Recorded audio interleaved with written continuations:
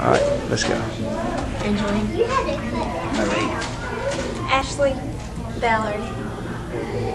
Craig. Emma. Kay. Linda. Robert. Caleb. And I'm James.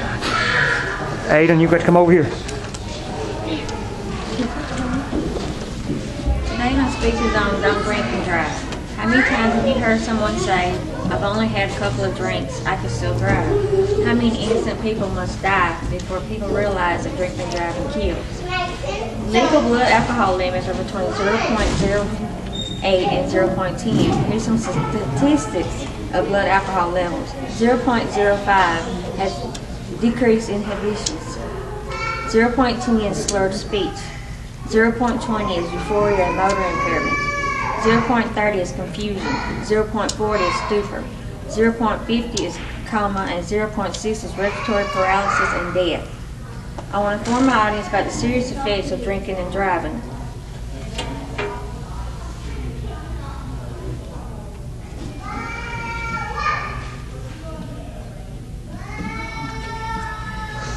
The average drunk driver has driven 87 times before they got their first arrest. This year, 10,839 people will die in drunk driving crashes. That's one person every 50 minutes.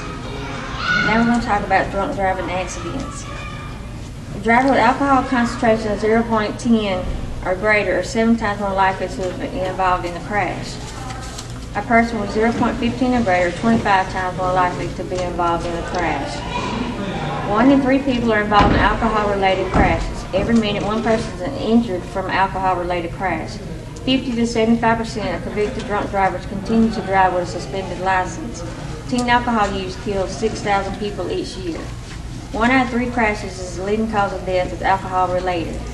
Now we're going to talk about MADD, Mothers Against Drunk Driving. Since 1980, 300,000 people have been saved with MADD. According to MADD, there's 3 steps to eliminate drunk driving. The first one is to support the officers to keep our roads safe. Second is require convicted drunk drivers to take breathalyzer tests. Third, make the cars where they won't crank by automatically determining whether or not the driver is above the legal limit of 0.08. Women that drink and drive. Female drunk drivers tend to be older, better educated, and no longer married. They found that emotional factors and mental health problems were common triggers in alcohol-related offenses committed by women. Women were forced to face consequences which increased their feelings of guilt and shame, which led them to turn to alcohol. Professor McMurrin, in the Clinical Psychology Review, called for more effective treatment programs for women. She also stated treatment programs that endure negative emotional may actually increase emotional distress, which increase likelihood of alcohol-related offending. Drivers with blood alcohol of 0.15 or higher do so repeatedly. They have more than one drunk driving arrest and are highly resistant to changing their behavior despite sanctions. As we have seen, 10,839 people have died in wrecks this year. The best way to avoid an accident is to not drink and drive. If you know someone has been drinking, don't let them drive because that innocent life lost could be yours or someone you love. Hopefully one day people will stop drinking and driving because too many innocent lives are being lost.